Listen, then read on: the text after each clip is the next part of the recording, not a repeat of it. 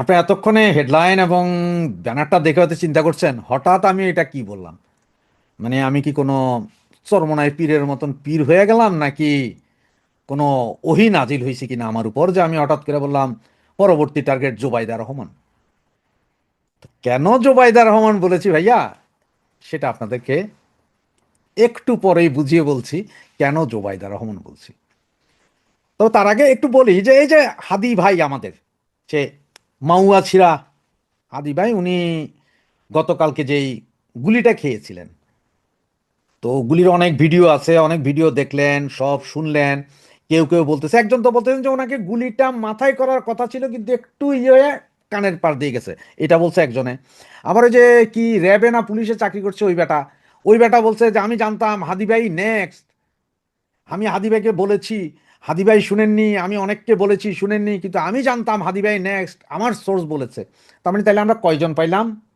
একজন হচ্ছে নুরুল হক নুরুর সেক্রেটারি রাশেদ খান। খান মানে হচ্ছে কিন্তু বিহারি, যত পাকিস্তানি আছে সব শালা খান। মানে আমার খান, কারণ নামের পিছিয়ে খান শুনলে হে আর বাঙালি না আমার হিসাবে, শালারা বিহারি। আর এই বেটা দাড়িয়াল খান। তো এদের দুইজনেই, একজন কেছেন 50 জন আর উনি কেছেন যে হাদি। এবং উনি কিন্তু হাদির কথা কিন্তু হাদি গুলি খাওয়ার ঠিক 3 ঘন্টা না 4 ঘন্টা আগেও বলছেন এই শালায়। এটা নিশ্চয় আপনারা এতক্ষণ সবাই জানছেন। তা আমি আমার গতকালকে প্রথম কন্টেন্টে বলছিলাম যে এটা জামাত করছে। অনেকেই তখন বলছে ধর্মিয়া কি কন, এগুলো জামাত করছে, বিএনপি করছে। সেকেন্ড কন্টেন্টে আবার পরিষ্কার করে দিছে। আর আজকের এটা থার্ড কন্টেন্টে এবার আপনাদের পুরাই ক্লিয়ার করে দিচ্ছি। হ্যাঁ, একদম মানে ওই যে বলে না, এই টিনের চালে কাউয়া, হাদির সাউয়া মাউয়া সব ছিঁড়া যাবে এখন। আপনারা গতকাল থেকে বিভিন্ন ছবি দেখতেছেন, দেখতেছেন। এর মধ্যে ওই যে আমাদের বিশ্ব সেরা সাংবাদিক, ওয়ার্ল্ড বিখ্যাত সাংবাদিক, ওই যে জুলকার নাইন কি সায়েম আছে, ওর নামটা কেমন জানি আমার কাছে এবিল এবিল মনে হয়। সে করে যে বেটা ছাত্রলীগ। তো ভাই, সার্জিস কি একসময় লুঙ্গির তলার ছাত্রলীগ, এরপরে হাসনাত কি একসময় লুঙ্গির তলার ছাত্রলীগ, এরা সবাই তো একসময় লুঙ্গির তলার ছাত্রলীগ ছিল। তো যেই পলার কথা বলা হচ্ছে যে সে আগে ছাত্রলীগ ছিল, সেই ছেলে গত নভেম্বর মাসে 17 লাখ টাকা ডাকাতি করতে যায় দুইটা বন্দুক সহ ঠাঁই ঠাঁই বন্দুক সহ ধরা খেয়েছিল, মনে আছে? এটা পেপার পত্রিকা সব জায়গায় আছে।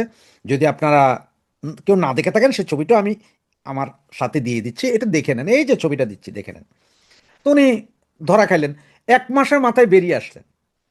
এবং এই যে বেরিয়ে আসছেন, এই বেরিয়ে আসার পেছনে এই ছেলেকে বের করে আনার জন্য পয়সা দিয়েছেন আমাদের সাউয়া মাউয়া সাদি হাদি। আর এই ছেলের ওকালতি করেছেন শিশির মনির কাকু। ক্লিয়ার? শিশির মনির কার? হাদি কেন তারে ছাড়াই আনলেন? তো সাবেক ছাত্রলীগ, মানে 2024-এর 5ই আগস্টের আগের ছাত্রলীগ, যারা লুঙ্গির তলার ছাত্রলীগেরা, এরা কিন্তু অরিজিনাল ছাত্রলীগ না। আর যেখানে ছাত্রলীগের ছাত্রলীগ করছে এই রকম লোকের বাচ্চাও যেখানে রেহাই পায় না, সেইখানে এত বড় ছাত্রলীগের নেতা, উনি হাদির সাথে ঘুরে, হাদির সাথে মাহফিলে যায়, হাদির সাথে মিলাদ পড়ে, হাদির সাথে গাঞ্জা খায়, সেই লোকে যে আবার ঠাঁই করে দেয় হাদিরে, এটা বিশ্বাস হয়? বিশ্বাস করার মতো? তাহলে এগুলো সব ছাগুলিক ছিল, মানে লুঙ্গির তলার ছাত্রলীগ। আর গতকালকে বলছিলাম মির্জা আব্বাসের সাথে সব দল মিলেও কম্পিট করে মির্জা আব্বাসরা হারাইতে পারবে না। এবং একটা কথা মানেন চাই না মানেন, এই মুহূর্তে যদি ফ্রেশ অ্যান্ড ফেয়ার ইলেকশন দেওয়া হয়, মির্জা আব্বাসের আসনে আমাদের প্রার্থী হচ্ছে সাবের হোসেন খোকা, সাবের হোসেন চৌধুরী। সাদেক হোসেন খোকার নাম চলে আসছে, সরি ভাইয়া, বুড়ো হয়ে গেছি তো, থাকে না সব সময় না। তো এই সাবের হোসেন চৌধুরী, উনি আর মির্জা আব্বাসও যদি ফাইট হয়, তাহলে উনি জিতবে না, সাবের হোসেন চৌধুরী এই মুহূর্তে জিতবে না, আব্বাস জিতবে। তা আব্বাস যেখানে জানে যে মির্জা আব্বাস উনি জিতবে, তাহলে উনি কেন এই পোংটারে মারতে যাবে? কারণ উনি কি জানে না যে এই পোংটারে মারলে এই পোংটা মইরা গেছে এই কথা বইলা জামাত ইসলাম মানে জিতবে? আর এরপরে আপনারা এই যে আমার কাকার কথা, এই যে কাকার কথাটা আপনি ঘোরার আগে গাড়ি জুড়িয়ে দিলেন ঢাকা বিশ্ববিদ্যালয়ের সেই ছাত্র নেতা। এখন আজকে পুলিশ কমিশনার বলছে যে যে হত্যাকারীকে শনাক্ত করা হয়েছে জামাত শিবিরের লোক। এখন আমি বলি এটা তো বিএনপির কোন নেতার স্টেটমেন্ট না। শুনেন একটু, শুনলেন তো কাকার কথা? উনি কি বলছেন যে 2 ঘন্টার ভিতরে কিভাবে বললো, রিজভি কাকা, যার জানা নাই আর কি, উনি কি বললেন যে 2 ঘন্টার ভিতরে কেমনে বলো যে বিএনপি এ মারছে, এটা তো জামাত। আবার একটা কথা বলি, যেই জায়গায় হাদি গুলি খেয়েছে সেই থানার ওসি স্বয়ং জামাত, এবং আজকে ডিএমপি কমিশনার কি বললেন, এই ছেলে জামাত করে। এরপরেও কি বলবেন যে এগুলো আওয়ামী লীগ করছে? র আর আওয়ামী লীগ?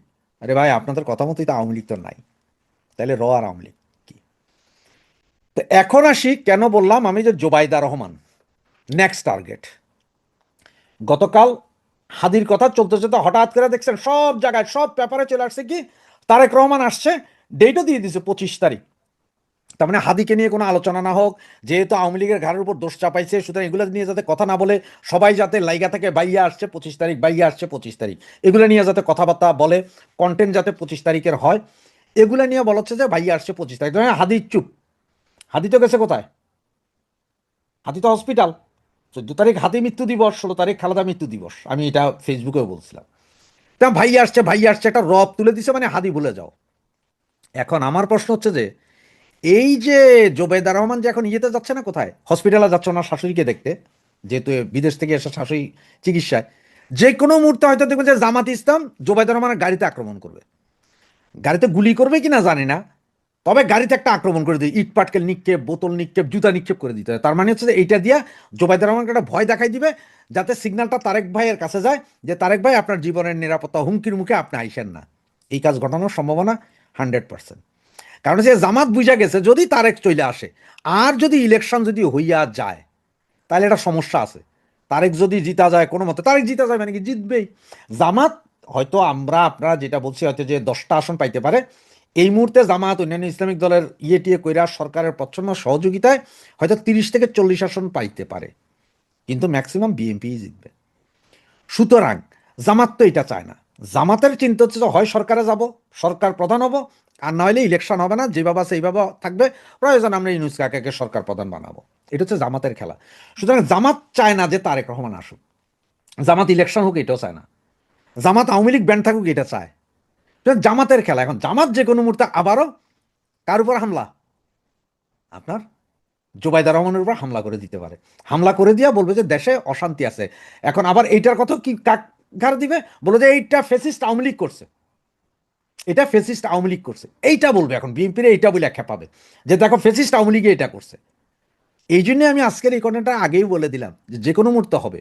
কারণ হাদিরা মারার সাথে সাথে একটা ইয়ে তুলে দিছে, তারেকের কাছে গেছে, দেখেন নির্বাচনী সহিংসতা, এবং এখনো বলতেছে আরো 49 জন বাকি আছে না, আরো কত সহজে মরবে, কোথায় কোথায় মরবে, তার কোনো ইয়েত্তা পাত্তা নেই। তবে জোবেদা রহমানের গাড়িতে হামলা হবে বা যে কোনো জায়গায় জোবেদা রহমানের উপর হামলা হবে, এটা আপনারা গ্যারেন্টি লিখে রাখতে পারেন, যে এর দ্বারা তারেক ভাইকে সিগন্যাল পাঠানো যে ভাইয়া নিরাপত্তা নাই। তারেক রহমানও তখন চিন্তা করে যে নিরাপত্তা নাই, আসলে জীবনে হুমকির মুখে।